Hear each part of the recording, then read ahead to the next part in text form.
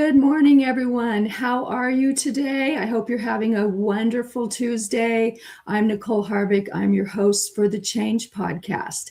And today we have yet another amazing guest. Our guest today was medically discharged from the British Army after 2 decades of service. That has to be talk about a change of life, right? He was hit with a life-threatening medical condition, and he's here to talk about that today. So I would like to introduce David Jarvis. How are you, David? I'm very well, thank you. And thank you for having me. Really appreciate Oh, being you're here. very welcome. And let's start with someone who was with 2 decades. You were in the service. What did that feel like to be discharged? That had to be heartbreaking.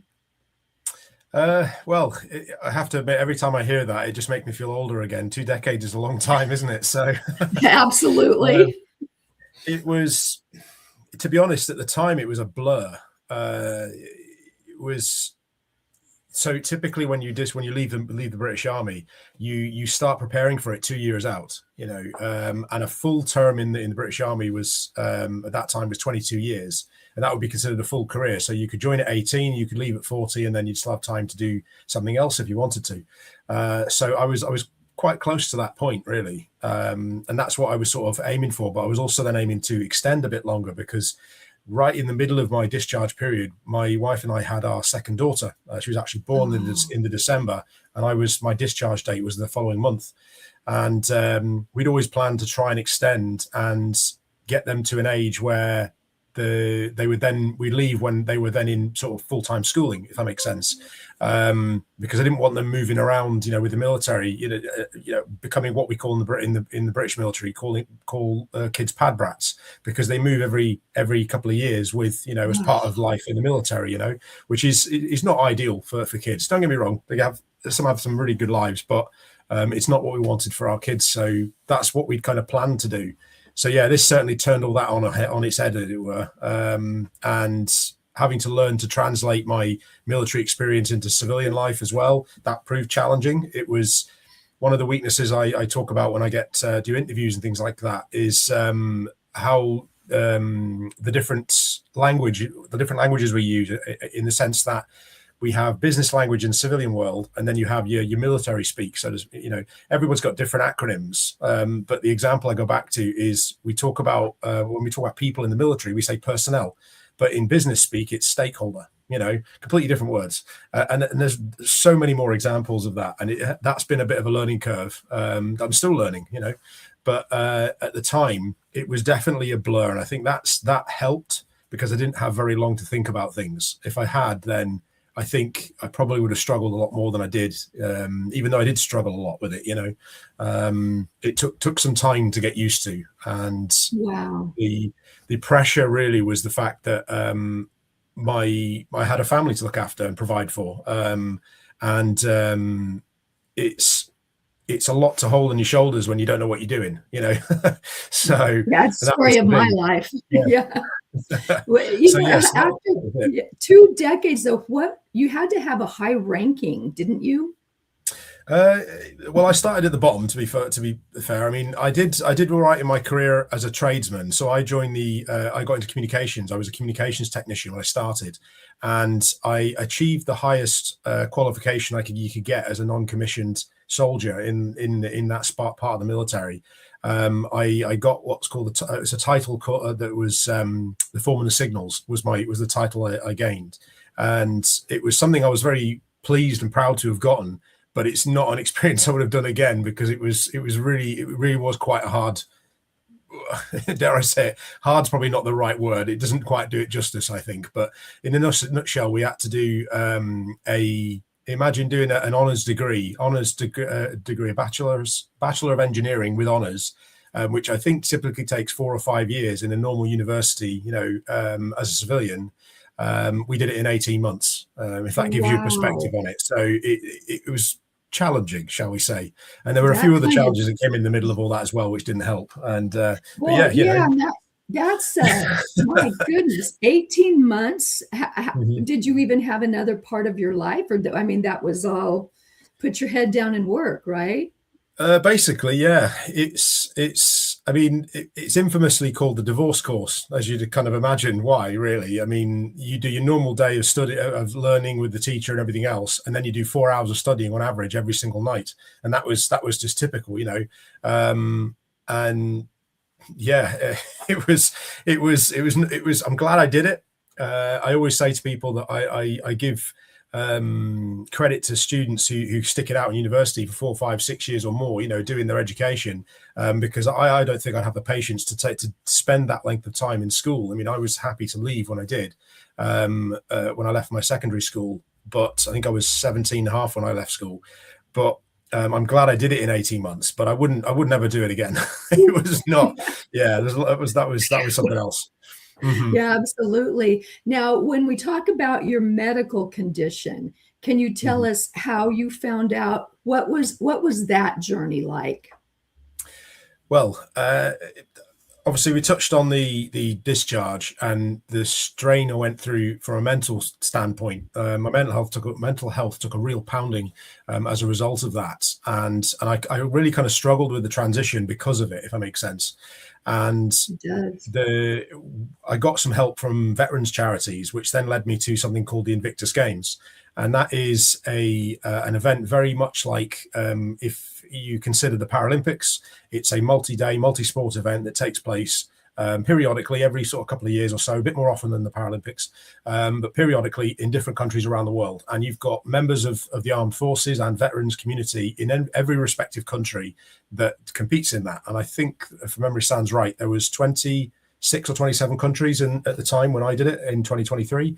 But the veterans charities helped me get into that, and the whole purpose of it was to help me with my recovery journey, because I was medically discharged. It was as a result of an array of injuries. I mean, I just describe myself as a walking bag of disaster. There's bits wrong with everything, really, so it's easier just to say that than to go through the list.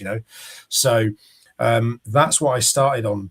That's the journey I started on, sorry, when I started with the Invictus Games and training and preparing for it.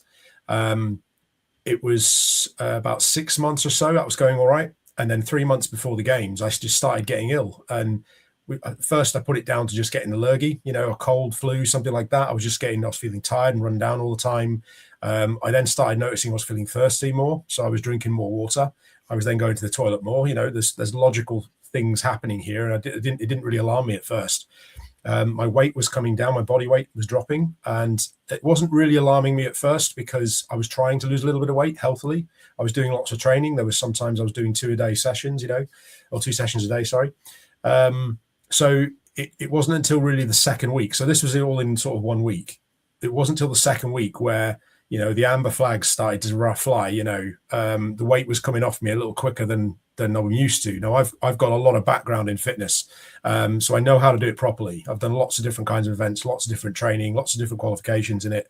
Know a lot about it is the bottom line. So I knew I was doing everything right, but I couldn't explain why the weight was coming off so fast. I mean, I started at the beginning of May 2023. I was 86 and a half kilos. I think that's 160, 175 pounds, give or take, depending what metric I you don't use. know. I never learned that. I'm sorry. Well, I lost a little over 26% of my body weight in that 2 week block. I went from 86 and a half down to a touch over 70. And the bit that tipped me over the edge, the point at which I went, right, I can't do this anymore. I can't figure this out. I need to get help. I need to go to see the doctor, was the point at which I could no longer explain all the things going on. And it was the body weight bit that was the loss of body weight that was doing it.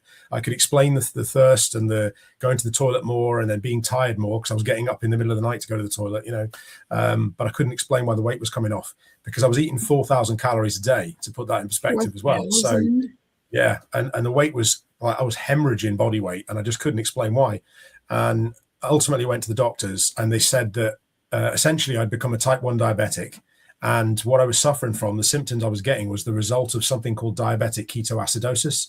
And essentially, my body was eating itself from the inside out. It was pulling on all my fat reserves and all the energy reserves that's stored in the muscles because it couldn't pull the energy from the carbohydrates, the sugars in my diet. Basically, because my pancreas had stopped producing insulin, which is why type 1 diabetics are dependent on insulin because our bodies don't produce it. And yeah, that's what was going on. And they basically told me that, this is really serious. It was the 19th of May 2023 I was diagnosed. It was a Friday, and the bit that kind of that really hammered it home for me was the doctors said that if I hadn't come in when I did, then I might not have survived the weekend. That's how serious it was, basically. The weekend, yeah. And wow. they gave me the advice you'd expect them to give me, and my team manager obviously backed them up as well, and absolute respect to them. It was the right advice to give, and that was that I should drop out of the team and focus on getting better, get my health back in order. But I saw that a little differently because of all of the challenges I faced, which, to put it in a bit more context as well, the doctors think because I've got no direct lineage with type 1, neither of my parents have got it, and that's usually the factor to make it hereditary. None of my other brothers and sisters have got it as well. I'm the only one. Further back maybe, but my mum and dad not. The doctors think that the stresses I went through as part of the medical discharge are basically the bits that did the damage to my autoimmune system, because typically it's hereditary or it's autoimmune damage, and that's what they think did it. So they think that I went into something called the honeymoon period after it happened, which is basically where your pancreas gets kickstarted into producing insulin again, and your body just doesn't essentially functions as it's supposed to for a period of time. And they think that when I started seeing the symptoms, that was my pancreas just giving up the ghost and saying, that's it, you can have it. we're going to let you have it, barrels kind of thing. But I basically convinced the doctors to let me have the weekend to think about it, and I don't remember much about the day after I was diagnosed. It was the following morning that I woke up in the morning, and I kind of just snapped into my problem-solving process. I've had a way of dealing with challenges, that I've just kind of learned to apply.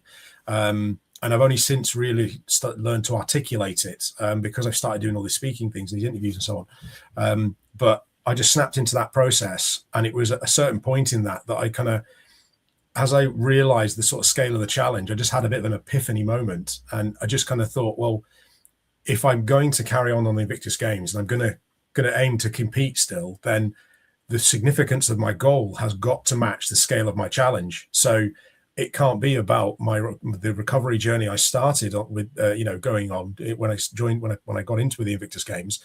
But instead, if I'm going to go, then I've got to go for a top spot. There is no higher goal. I've got to aim for a gold medal, or there's no point going, because this is going to be a hell of a challenge, and I've got to keep myself focused, moving towards something. So because of my background in fitness, I knew that all the training, all of the dietary needs, all the extra calories, all that kind of stuff, all of this would have an impact on my blood sugars, not to mention normal life as well, So the tests that I'd have to do, the blood tests, the finger pricks I'd have to do, and the insulin injections I'd have to do, it started out as 4 blood tests every day, 1 before each meal, 1 before bed, which meant finger pricking, and then 5 injections of insulin every day. So that's 9 needles every day as standard, and that's normal for a type 1 diabetic.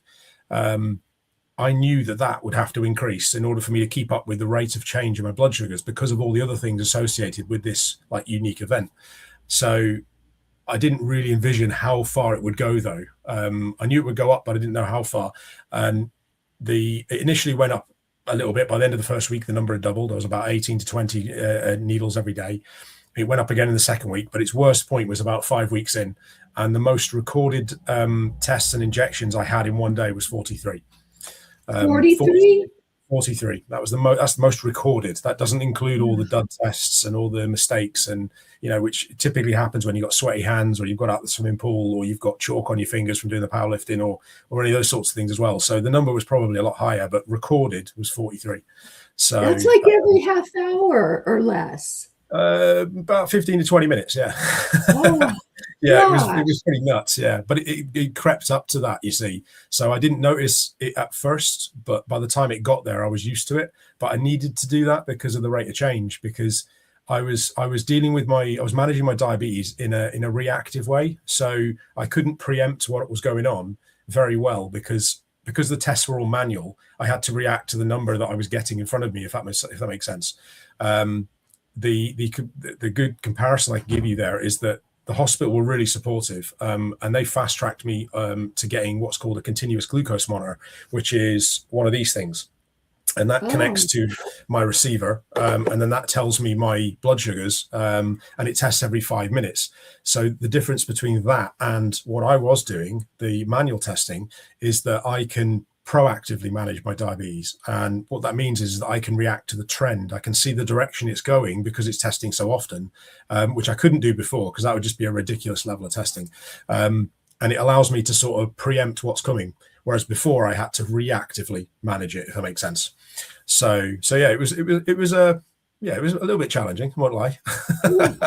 But that's why I needed that goal. I needed something to keep me focused because it was really painful to do, even from a mental perspective as well, not just physical. Because my fingers, I was literally a human pincushion. I had poke marks all over my fingers, because I'm just trying to do it quickly all the time. So I'm going back to the same fingers every time, even though we're trying to encourage to use all our fingers. I couldn't do that because I'm trying to be quick. So I'm having to use my right hand. I'm right hand dominant. I'm just trying to smash the needle in, get the test done, get back into the pool or onto the bike or in the gym or wherever I'm doing. And to try and do that and take my time, that proved harder, I think, trying to do things under control, because it's very frustrating as well, especially when you get the wrong numbers. Yeah. So when you have this diabetes, there's like no cure for it. You just have to, is this like a lifetime thing for you now? So there are different types of diabetes. The main ones are type 1 and type 2. Type 2 is the more common. I think if my rough statistics is about 90% of diabetics in the world are type 2.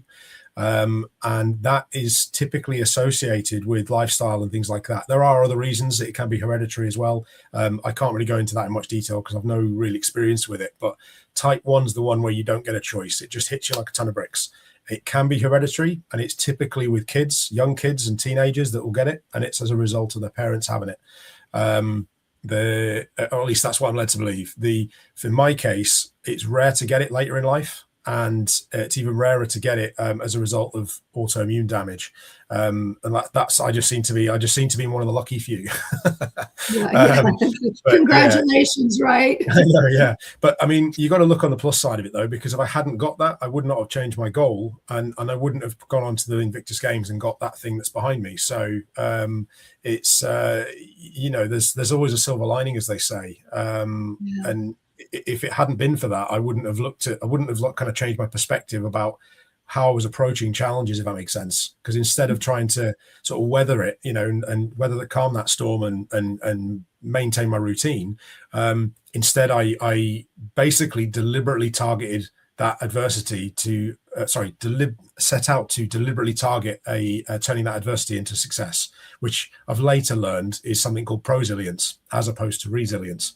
So it's you've got to look at it from an optimistical perspective, if that makes sense. Yeah, exactly. And had you planned to do that before you were diagnosed with diabetes, or was that something that I need to take my mind off this? I'm going to go for the Invictus Games. So the Invictus Games was something I was doing to try and get myself back on track again, to essentially, I mean, the damage was really done during my medical discharge. And I mean, I can't really lay it on thick enough just how much of a challenge it was from a mental standpoint. And the pressure really kind of got to me at points. It was, like I said, it was the veterans charities that kind of got me through to then representing my country for the Invictus Games. But I took part for a completely different reason. It was to get the help with my injuries, with my physical injuries, to get help with getting my confidence back and motivation up and all that kind of stuff. I've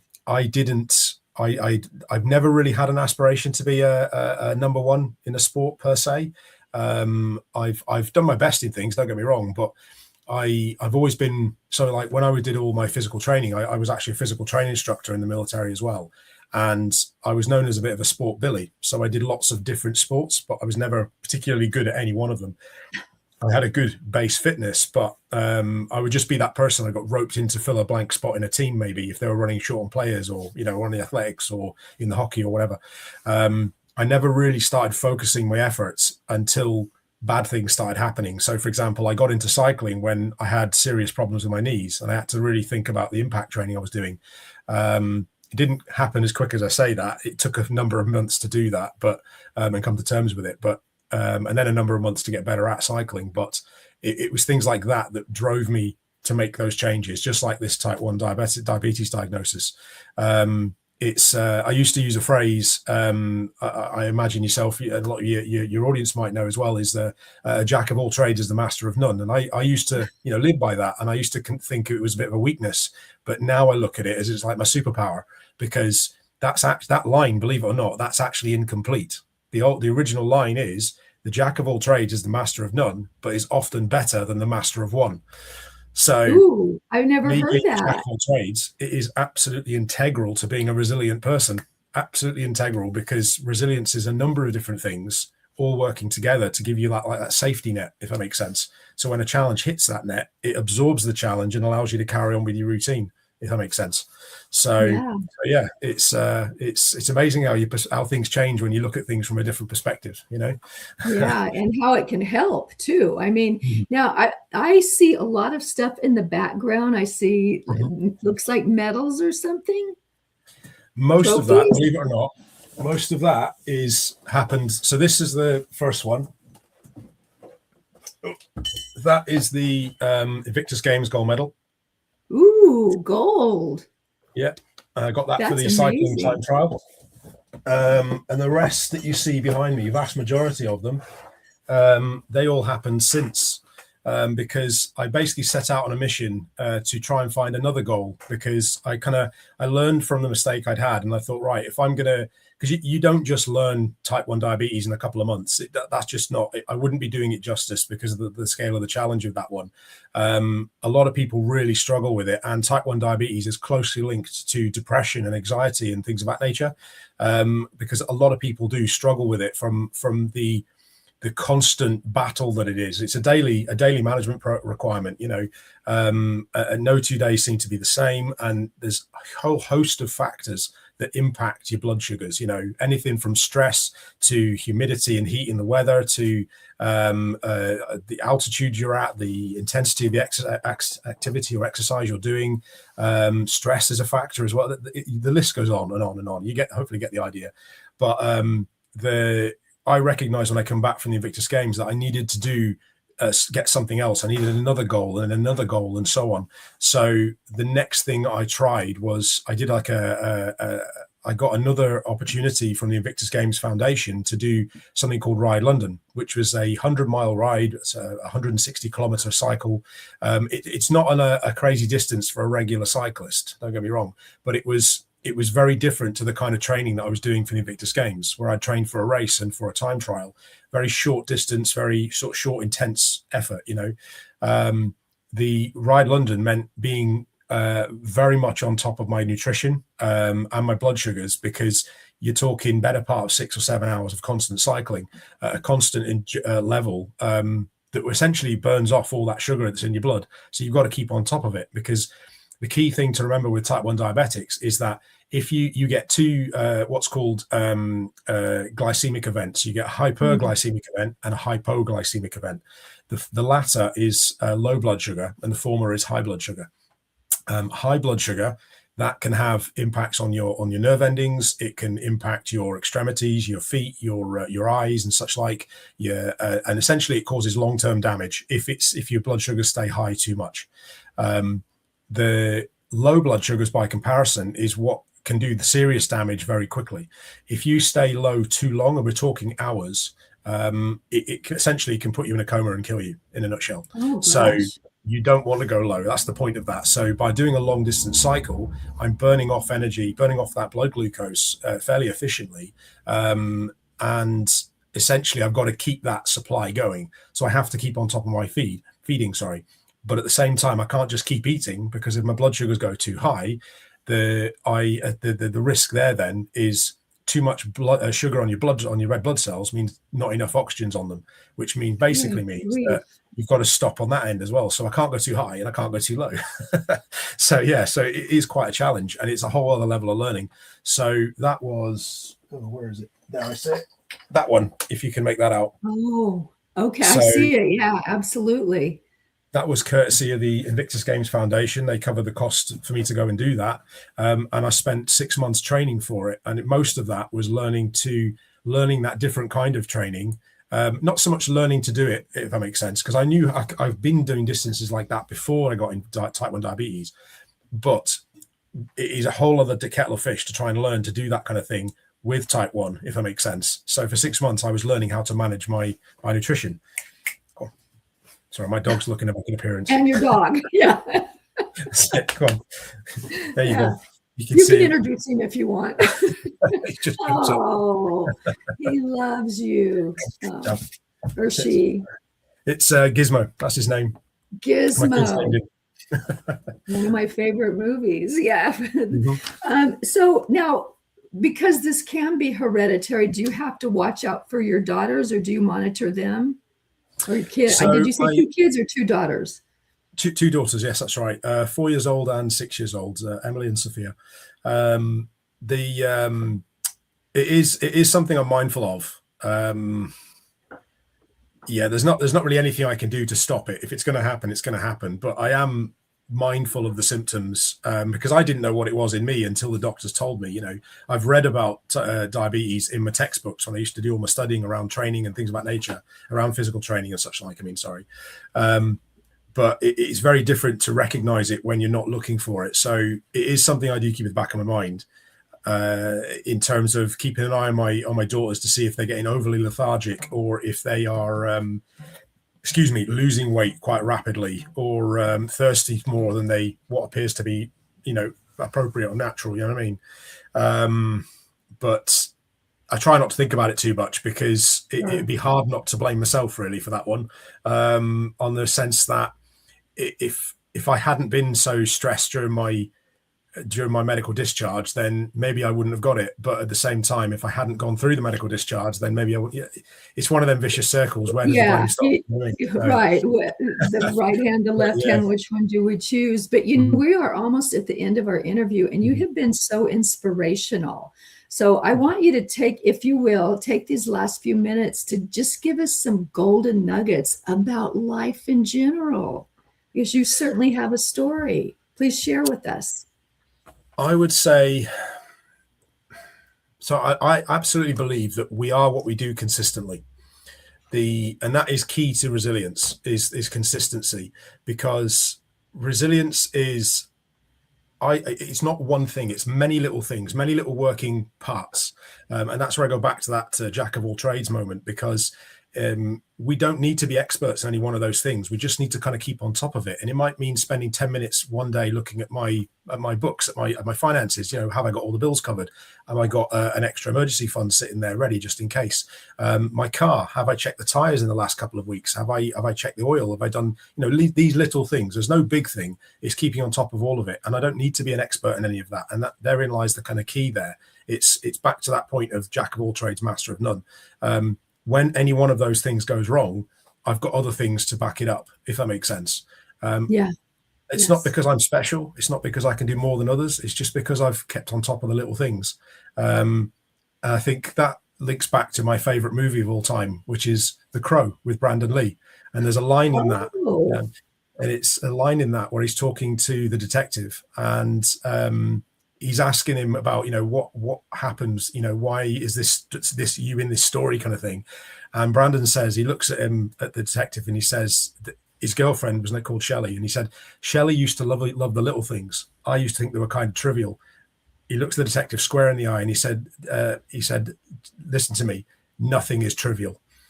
And that is something that's kind of stuck with me ever since. It's the little things make all the difference.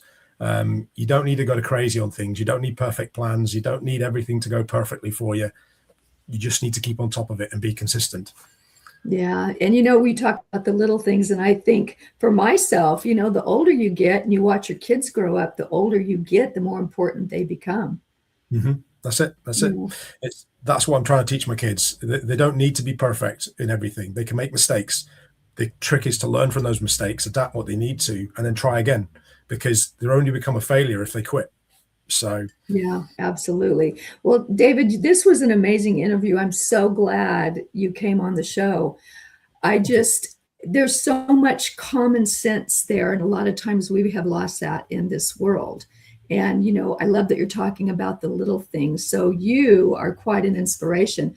I'm very grateful that you came on today and you shared your story, because I know it can help many. And to our audience who will watch this, who will listen to this, I have links. It'll be up on YouTube probably within the next couple of days. And there are links in there that you can find to get a hold of this amazing man and maybe just share a word with him and let him guide you. So, David, thank you so much. I appreciate you being here. I always learn something from these, and I'm very, very grateful that you came on. Thank you for having me. It's been great. Thank you.